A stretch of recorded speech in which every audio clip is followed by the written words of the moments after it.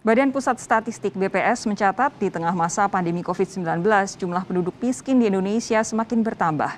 Maret 2019, jumlah penduduk miskin tercatat 25,14 juta jiwa. Setahun kemudian, jumlahnya naik menjadi 26,42 juta jiwa. Terakhir pada Maret 2021, BPS mencatat warga miskin jumlahnya naik lagi menjadi 27,54 juta jiwa. Inilah perjuangan anak-anak dan seorang guru di Desa Balawe, Kabupaten Sidrap untuk bisa bersekolah. Harus bertaruh nyawa untuk pulang dan pergi ke sekolah menggunakan rakit. Mereka rela menerjang kuatnya arus sungai yang dalam agar bisa menuntut ilmu. Data tahun 2020, lebih dari 10.000 desa di Indonesia masuk dalam kategori desa tertinggal dan desa sangat tertinggal.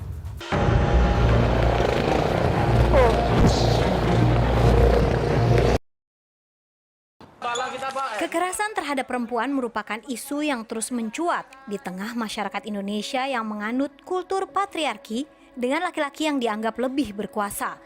Maka, penanganan korban kekerasan oleh aparat hukum pun menjadi kurang memperhatikan hak-hak perempuan dan seringkali kasus yang dilaporkan hanya diselesaikan dengan pendekatan kekeluargaan. Kembali di Kompas Siang, saudara, siswa SMP negeri di Malang, Jawa Timur yang diduga menjadi korban perundungan teman sekolahnya telah menjalani operasi amputasi jari tangan. Seusai menjenguk korban, Sutiaji menyebut kasus perundungan dan penganiayaan siswa SMP ini mencoreng nama kota Malang dan dunia pendidikan Indonesia. Pelaku begal masih saja melancarkan aksinya di beberapa wilayah.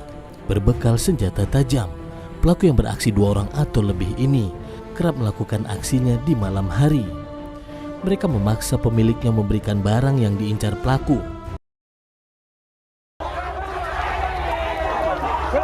Sejumlah mahasiswa di Semarang, Jawa Tengah terlibat bentrok dengan aparat kepolisian yang mencoba mengamankan aksi mahasiswa pada Jumat petang.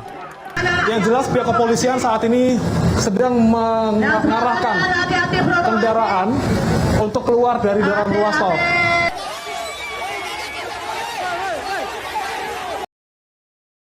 Ya, selama lebih dari 1 dekade terakhir, sejumlah aksi teror mengguncang Indonesia. Tidak hanya mengganggu stabilitas keamanan, aksi teror juga menyisakan derita bagi korban dan juga keluarganya yang tidak bersalah. Tindak kekerasan dan intoleransi antar umat beragama di tanah air tiap tahun terus meningkat. Bukan hanya di antara elemen masyarakat, berbagai kasus pelanggaran kebebasan beragama juga dilakukan aparat dan institusi negara.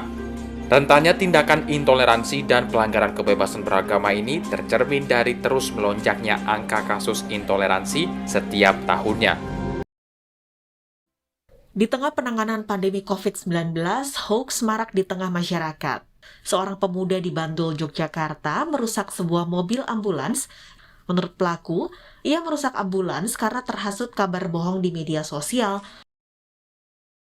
Bupati Musi Banyuasin Dodi Reza Alex Nurdin yang ditangkap oleh KPK karena dugaan korupsi merupakan anak dari Alex Nurdin yang merupakan mantan Gubernur Sumatera Selatan yang kini juga mendekam di tahanan usai ditetapkan sebagai tersangka atas 2 kasus dugaan korupsi.